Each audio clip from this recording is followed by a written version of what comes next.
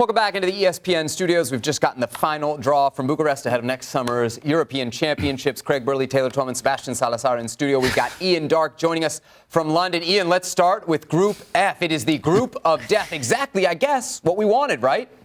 Yeah, well, there always has to be a group of death, even if there isn't one, but we really do have one this time. I call it Group F for frightening straight away. Look at Portugal. I think this is a better Portugal team, a much better Portugal team than the won the championship 4 years ago. They were quite a dour side, beat France in the final against all expectations. You've got Germany, Joachim Low trying a reboot of the team with some success as well, and France, the world champions. I mean, the looks on the faces of the coaches as those names came out of those bowls there, they were thinking, I think, that somebody's got a perverse sense of humour. But I tell you what, we're neutrals. We're going to be showing it on television through the summer. It's going to be fantastic fun, that group. Taylor, give me your opening sense. When you look at that group, how are you slotting those teams? 1, 2, 3. Who's your favorite? My favorite is France, but when I look at it, it's hard for me to say group of death when 4 third-place teams go through. And you know it's going to be one.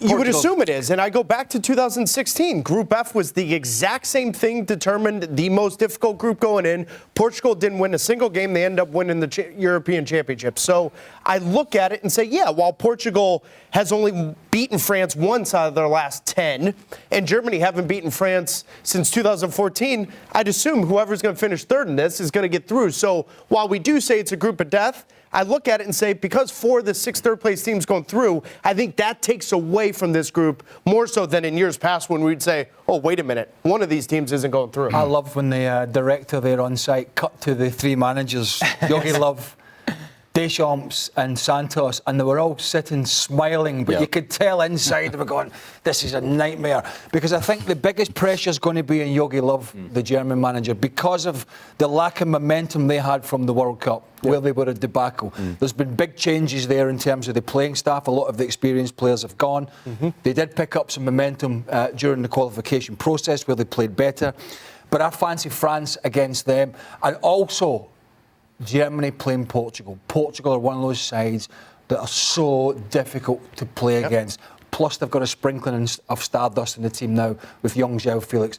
A big story for them, well, how fit is Ronaldo going to be by the time the tournament comes around? Because he's in his mid-30s now, and it's not easy. He's carrying an injury at Juventus as we speak. But ultimately, that's going to be the headline group, but I feel Germany are the team under the most pressure. Joachim Low, do you feel like he's managing for his job? Oh, absolutely. He's managing for his job, and when he faced a team like Portugal who have got game winners, you see that pass there from Manchester City's Bernardo Silva, Bruno Fernandes from Sporting. The only issue they've got, and we touched on it earlier if you were watching, is the centre-half position, where they've got ageing players. Agreed. But Portugal have always had a framework, and then they've had Cristiano Ronaldo. But they've got a bit more than that this time. If Ronaldo's not working, he's not fit, he's not playing well, they have other players in that team that can win games. And I feel in this group, Joachim Low will be under the most pressure. What do you think? I mean, if you look at getting relegated from Nations League, the World Cup performance, is it fair to ask, is Joachim Low managing effectively for his job to get out of this group? And if he doesn't? I'm a little surprised he's still managing Germany, quite honestly, with the way the World Cup win. I think that is un-German-like to have zero pressure on him whatsoever and to almost say that, oh, we're going to give you another cycle.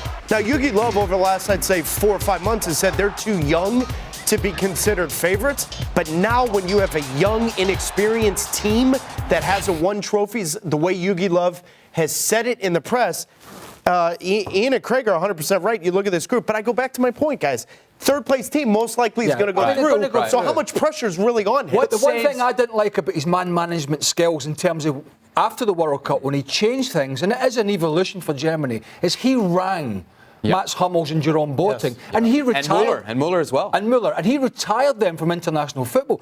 I mean, that's crazy. Yeah, and it was public. You don't retire players, because if he gets a plethora of injuries, he's going to have to ring. He's got to get those guys ring those guys back. And you know what? If he'd retired me, and he rang me back and said, oh, I need you now, I'd be like, good luck. I would never shake his hand, I'll tell you that. I'm sorry, the way he's going about it, I don't think is wrong, and I don't think is right, and I think that's one of the reasons he's going to be under severe pressure. I was going to say come the Euros in France or Spain, but I've got no idea where it is.